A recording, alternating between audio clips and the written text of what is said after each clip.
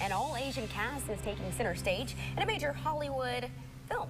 And a new film follows one of the most awkward times of our lives, middle school. Oh, yeah. Mine was cool. I don't know. I don't know about that. No, I'm just kidding. Film critic Michael Cook is here to join us to tell us a little about Crazy Rich Asians and 8th grade. Yes, let's talk about Crazy Rich Asians first. This is a new movie, stars Constant Wu, Henry Golding. The basic story, there you see a young couple, they're in love, living in New York City. He's from Singapore, she's a Chinese American. One of his family members is getting married in his birthplace of Singapore, so he decides to take his girlfriend to meet his family. They've been dating a year.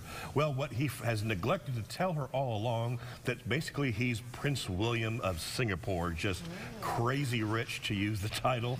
No better way to put it, with billionaires and properties, and they are the superstars of their home country. And of course, the young lady there, played by Constance Wu, is thrown into this crazy world of wealth and privilege, but more than that, of a very tight-knit family that is not accepting of her because she's not from the right family, doesn't have the right connections, and you know, you have to admire how the boyfriend's husband, the boyfriend, excuse me, their family does stick together for all their craziness and all their wild wealth. At the core of it, it's their family and their traditions and what they think is best for the future of their family. This is just a classic romantic comedy in terms of, you know, meeting a potential future mother-in-law, dealing with the crazy family, no matter whether they're rich or whether they're poor, and also kind of forging your own path and figuring out who you are and where you want to be in life. This is an absolutely delightful movie, a classic romantic comedy that we'll be talking about for years to come. Really? I thoroughly enjoyed it. I gave it an 8.5 out of 10.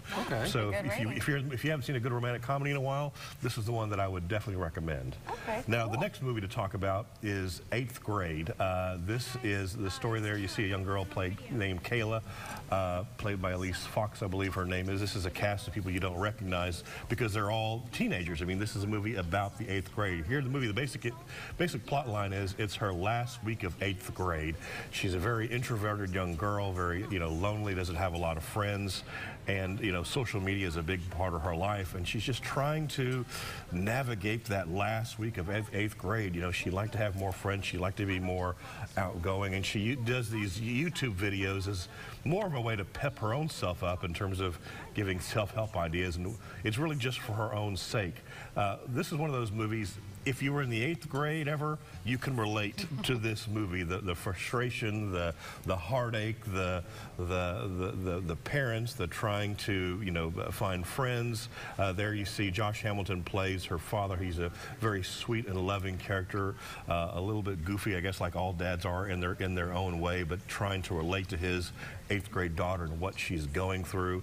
I think this will be one of these, again, another classic movie along with the John Hughes from the 80s in terms of really capturing the spirit of what it is to be 8th grade. And some things remain the same, whether you had Snapchat in the 2000s or whether you're 1970s, some things hold eternal, and I think this movie captures it, which is why I also give it an 8.5 out of 10. Okay, wow. So if it's raining this weekend, you have two fantastic movies to pick from, so you can't go wrong with either one of them. Perfect. All right. I can't imagine being in the 8th grade with social media now. I want to do that. Wouldn't want to do that. No awkward pictures. I know. All right. Thank you. We'll be right back.